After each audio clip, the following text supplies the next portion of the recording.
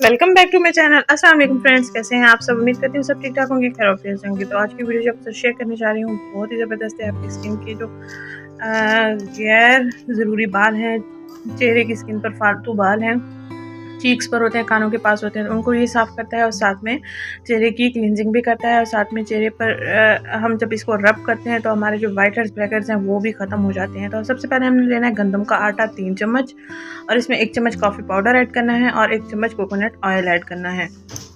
और इसके साथ हमारा आखिरी इंग्रेडिएंट जो है वो है दूध।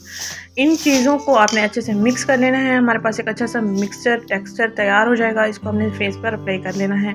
आप चाहें तो गर्दन पर भी अप्लाई कर सकते हैं। गर्दन की मैल को साफ़ करने के लिए ये मैल को काटता है और इसके साथ साथ स्किन पर ग्लो भी देता है। स्किन पर एक्स्ट्रा ग्लो लाने के लिए, पार्लर वाला ग्लो लाने के लिए आपने इस टिप को लाजमी ट्राई करना है। इसके पहले ही इस्तेमाल से आपको काफ़ी अच्छे रिजल्ट्स मिलते हैं।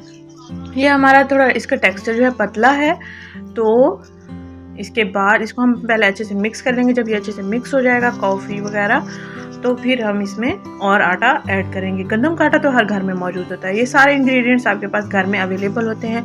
आप इन इंग्रेडिएंट्स से स्किन पर नेचुरल ग्लो ला सकते हैं, नेचुरल वाइटनिंग ला सकते हैं, चेहरे के गैर ज़रूरी बालों को ख़त्म कर सकते हैं। आपको थ्रेडिंग करवाने की ज़रूरत नहीं पड़ेगी और इसके साथ साथ आपको वैक्स वगैरह करवाने की ज़रूरत भी नहीं पड़ेगी। चेहरे के जो गैर ज़रूरी पतले पतले बाल होते हैं वो आते हैं क्रीम्स के इस्तेमाल की वजह से। हम अगर रात को सोते वक्त क्रीम को इस्तेमाल करते हैं, वाइटनिंग क्रीम लड़कियाँ इस्तेमाल करती हैं, तो उनके साइड इफ़ेक्ट्स होते हैं जो हमारे चेहरे पर रह जाते हैं और इन बालों की सूरत में नज़र आने लग जाते हैं।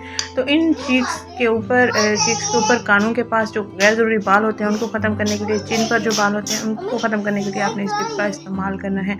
इसको जैसे ही आपने स्किन पर अप्लाई करना है, ये इसको रब करते रहना है, इसको ड्राई नहीं होने देना। और उसके बाद जैसे जैसे ये स्किन पे ड्राई होना शुरू हो जाता है तो आपने हाथ को दूध में डिप करना है और दूध की मदद से क्लींजिंग करते रहना है।